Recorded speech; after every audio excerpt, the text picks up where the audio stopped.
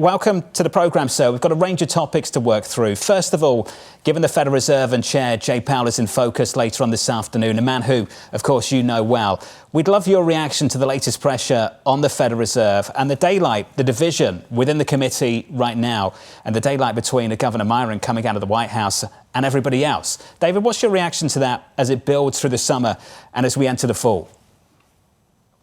Well, the Fed did what most people thought it was going to do, which is to have a rate cut of 25 basis points. President Trump didn't applaud that. He didn't criticize it either. I presume he wanted a bigger rate cut, but generally he was okay with it based on what I've heard. But I think he would like more rate cuts. Whether the Fed will do more, time will tell. Jay Powell likes to look at the data, and I think he got enough favorable attention for the 25 basis point rate cut, such that he's not under pressure immediately to go do another 25 right away. But I suspect when the Fed meets again, another 25 basis cut would probably be on the table. Whether it will happen or not, I don't know. Depends on who's on the Fed, of course. As you know, there is Supreme Court litigation about who's on the Fed right now, and we just don't know who's actually going to be on the rate-cutting committee when the next Fed meeting occurs. David, how closely are you tracking the replacement, the process to replace Fed Chair Jay Powell, and how credible do you think that process is? I think the president has largely made up his mind. I obviously can't speak for the president, and I haven't talked to him about it, but I suspect that there are very few people that he is considering at this point. He knows all the people who are likely to be candidates pretty well, and I think it's down to one or two people, but I think he probably has made up his mind, would be my guess. I don't really know for sure. And I think those are people who are likely to do pretty much what he's interested in doing. So I don't think he's looking for any surprises by picking somebody he doesn't really know.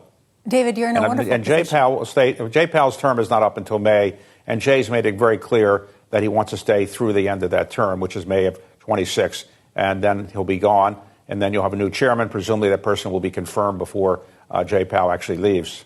One of the questions for the Federal Reserve, as well as economists more broadly, is just whether this economy is truly reaccelerating or whether we are facing something that is more pernicious, particularly led by the labor market. Based on your position, the hat that you wear at the Carlyle Group and the portfolio companies, are you seeing more signs of reacceleration? Or are you seeing more signs of something that's more tepid?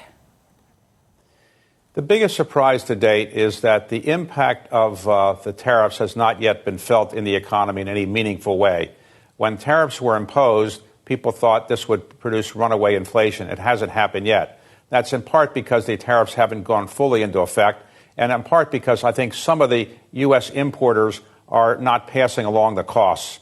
But probably it will take us 6 months or maybe even a year before we know the true impact of the tariffs. One thing I would like to point out, though, is the tariffs, whether you like them or not, are now going to be part of our economic system. And this is what I mean. When the big, beautiful bill passed the Congress, it assumed over the next 10 years or so we'd have roughly additional $2.2 trillion of federal indebtedness, $2.2 trillion over 10 years. But that assumed about $4 trillion of tariff income coming in.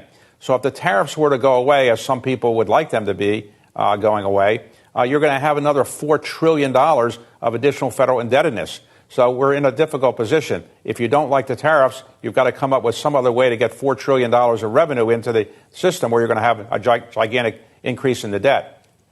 David, you were talking about how this is a different system, right, where tariffs are a part of it. We also are talking, we've talked a lot about how the government has taken a stake in Intel, had a more direct influence over a number of different technology companies. When you talk to the heads of wealth, for you yourself at Carlyle, how much is it difficult to really adjust or change the way that you invest around some of these changed policy perspectives?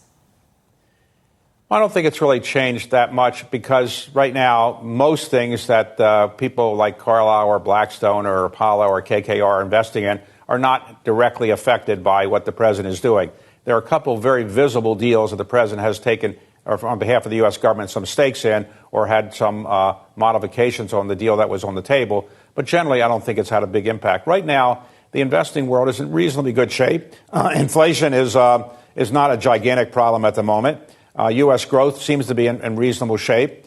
Clearly, there are always some challenges in the economy. I think most investors would like to have more certainty about where the Fed is going in terms of interest rates. But generally, I don't think people are holding back on doing deals at the moment. In terms of the stakes that the federal government's taking, presumably they will all be put in some kind of sovereign wealth fund or something of that type at some point. The U.S. government doesn't have a sovereign wealth fund. In effect, our sovereign wealth fund over the years has been our printing press, because we've in effect been able to print all the dollars we really needed and in effect substitute that for a sovereign wealth fund. But I think the president seems to be interested in developing a sovereign wealth fund, and the Secretary of Treasury and others have talked about it. And presumably some of the stakes, like the Intel stake and others, will ultimately go into some kind of sovereign wealth fund. David, if I could just quickly pick up on that comment you made earlier about Jay Powell will be gone. His governorship ends in 2028. This is someone you know really well. Do you think he will leave after he's no longer chair, or do you think he's going to stick around? I don't want to speak for him, but my guess is that he will follow the pattern of every other chairman of the Federal Reserve, which is when their chairmanship is over, they depart from the Federal Reserve. Yes, he could theoretically stay longer, but once you've been the chairman of an organization for a long time, it's very difficult to stay around as a regular board member. So no, I believe, but I don't want to be making news about it, but I believe, based on everything I know, that he will step down as chair and step down as a board member when his term as chair is over.